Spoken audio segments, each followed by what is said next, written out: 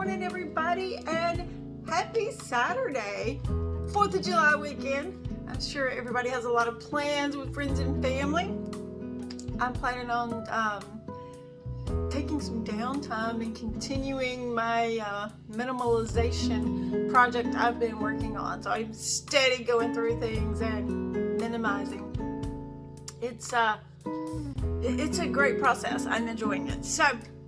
But what I want to talk to you about today, and I'm going to make this quick since I know everybody has things going on, is the topic of fear of failure. Now, I could turn this into something difficult, but I'm not. We're going to keep it simple. Have you ever noticed that there are so many people out there who are so capable of doing different things, but they won't do it? Why? Fear of failure. Maybe it's not even the fear of their own capabilities, but rather the fear of what other people think, what other people will say, how they will be judged. This is so common. It's something I've dealt with my whole life. As a matter of fact, I have always been a musician. I write songs. I used to play the piano like crazy. I sang all over the place. I sang in all types of different competitions and loved it. This is where I thrived. I grew up singing in church, and it was just something that I enjoyed. I did musicals and Broadway type productions and just loved it. But I could get on stage, the lights in my eyes, and a room full of people, a stadium full of people, and sing with never feeling a moment's nervousness, never feeling anything but just pure happiness and joy from this experience. But you put me in a room full of people that I know, or you put me into a small setting or environment, and I completely shut down and can't sing. I get nervous, I mess up, I forget the lyrics. Why? Not because I can't do it. I have performed in a coliseum once with thousands and thousands of people and didn't feel that way because I couldn't see their faces. I couldn't see their judgment. But trying to perform in front of friends and family in a small setting, I can't do it. Fear of their judgment, fear of failure, fear that they'll think I look stupid or sound stupid or make fun of me. Or it has been a big struggle for me. Growing up, one of my best friends, even into adulthood, would consistently make fun of me, and I didn't even realize the damage it was doing until I got away from that person. It's the fear of what other people think. So there is also a big reason that people don't go to church, and that is also a fear of failure, and not because they fear God. They fear other Christians' judgment, other Christians making fun of them, bringing up something in their past, looking at them like they don't belong, treating them like they're substandard, making them feel as if they're not worthy. That's a huge reason. There's so many people I have talked to, and they're like, well, I would go to church, but when I walk in, I immediately feel like I'm not welcome. I'll be honest, there was a lot of years in my life, and that is the very reason I myself didn't go to church.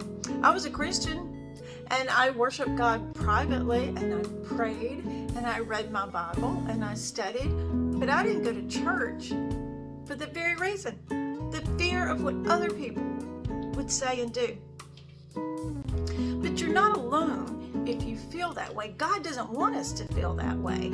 And true Christians do not make other people feel that way. So this message is for both sides of that coin. If you are someone who looks at other people with judgmental eyes, what you're doing is not Christian, it's not biblical. And if you're someone who's afraid, that's not what God wants for you. But you're not alone, because there are other people that felt that way. Peter, one of Jesus' disciples, that walked with him and learned from him and was one of his best friends, one of his BFFs, even he got scared of what other people were going to say. Jesus told them, all right, in Matthew 26:31, Jesus told them, this very night you will fall away on account of me, for it's written, I will strike the shepherd and the sheep of the flock will be scattered, but after I have risen, I will go ahead of you into Galilee. Peter replied, even if I fall away on account of you, I never will. Truly, I tell you, Jesus answered, this very night, before the rooster crows, you will disown me 3 times. So, one of the people closest to him got scared of what other people would think, what other people would say, what they would do. It wasn't that he didn't love Jesus. It wasn't that he thought Jesus would judge him or not want him. He was afraid of other people, the fear of failure. This happens a lot. And it's not the way God intended it, but it happens a lot.